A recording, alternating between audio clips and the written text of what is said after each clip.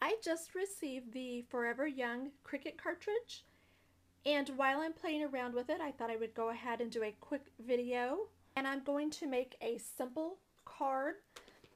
It's a standard A2 sized card, so it's 4 1/4 by 5 1/2. I've cut my mat just a little bit smaller at 4 by 5. Then I want to punch the bottom edge with the Martha Stewart. It's a zigzag punch. I'm not sure of the actual name, but it kind of looks trendy, so I thought it might go well with that cartridge. So I'm just going to punch the border across the bottom. Next, we want to cut out the flower for our card. I am using the flower on page 71.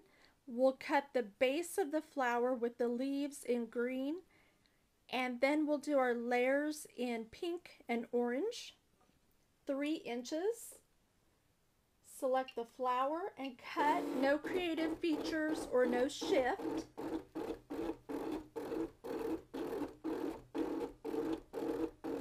We'll move over to the pink,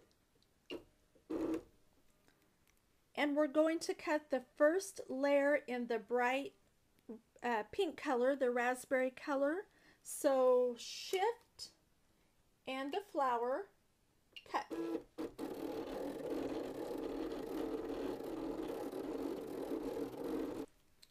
Next, we're going to use the layer feature to cut out this larger layer of the flower.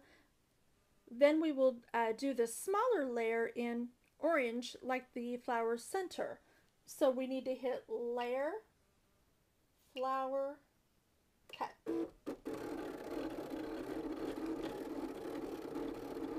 Now we're ready to cut the layer in the upper corner. So we have the layer feature and shift, flower, cut.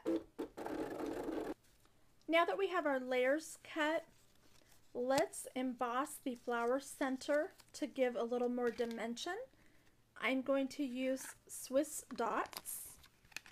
I really like that folder. It's very versatile. We've got our A plate, our B plate, our folder, our B plate. Stack them together and run it through the cuttle bed.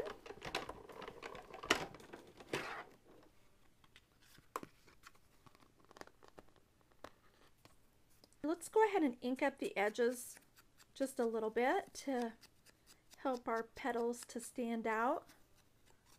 I'm using the Cat Eye Chalk ink in Blush Rose.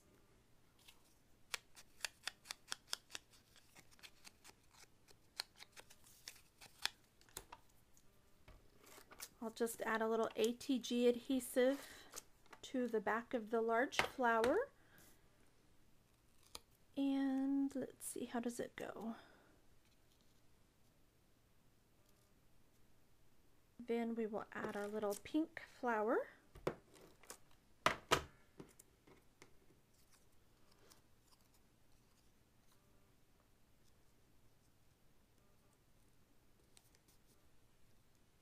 To give your flower a little bit more definition, you can lift up the edges.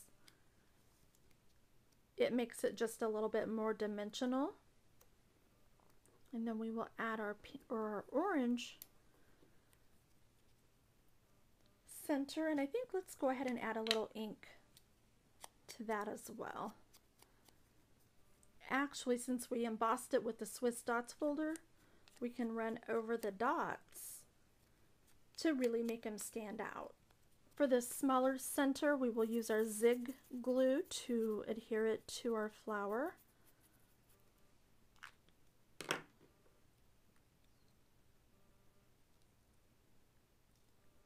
I really think I should have embossed the leaves also. They look pretty flat and plain. To make up for that, I'm going to try adding a little bit of green ink to bring them out a little bit. Take a Zig brown pen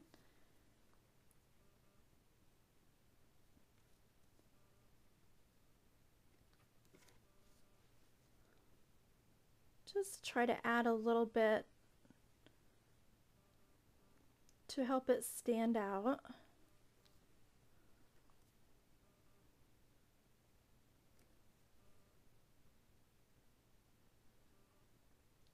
And this is just the jelly roll pen.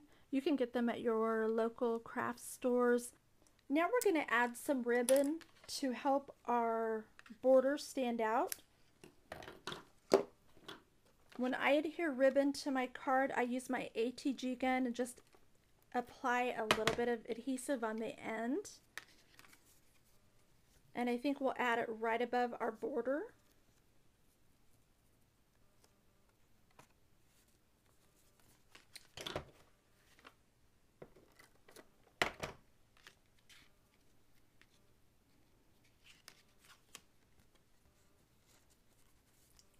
And we are ready to adhere it to our card. We'll move it towards the top so we have room to add a saying or a sentiment.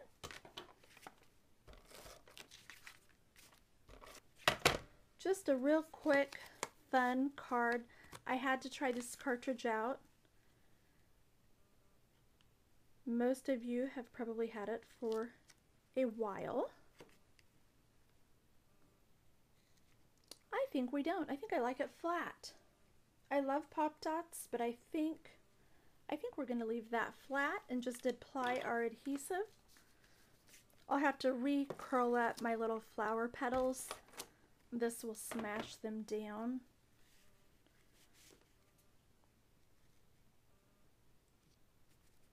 Now let's stamp our sentiment.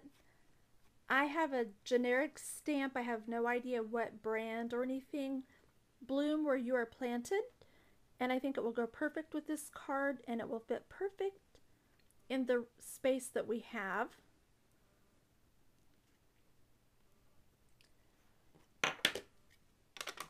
And lastly, I want to add just a little bow. We'll just do the little faux bow rather than actually tying a bow.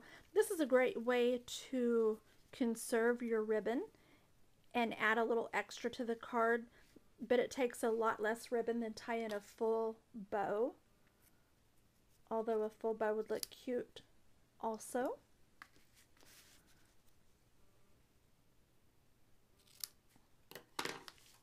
The only other thing I think it needs is something in the corners because they look kind of plain. You could add photo corners. That would be really cute. Decorative corners. To keep it simple though, I'm just going to use my gel pen and add a few doodle dots.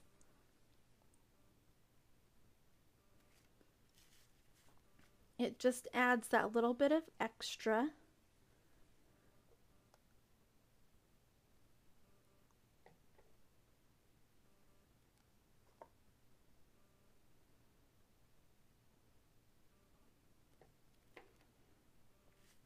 And I think that's good.